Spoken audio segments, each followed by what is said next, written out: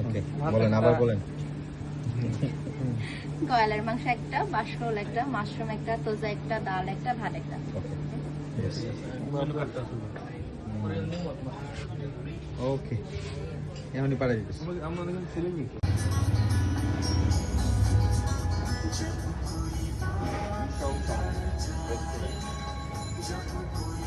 Hello কাকু, এই তাইম ভাই। চলো বাজারের দিকে যাই। পাহাড়ি ভাত। এটা পাহাড়ি ভাত, বাসরোল,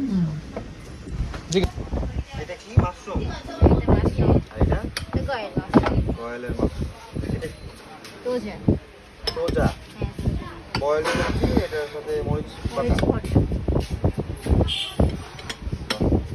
এটা কি আমরা ভর্তা করে নিতে হবে না? না না, এভাবেই সমস্যা খাই? না। এভাবে খাই। আপনারা ভাত দিয়ে ভাতের সাথে এটা নিয়ে একটু দিয়ে মরিচগুলো মরিচ নিয়ে? হ্যাঁ, খাওয়া যাবে। ও ও সেই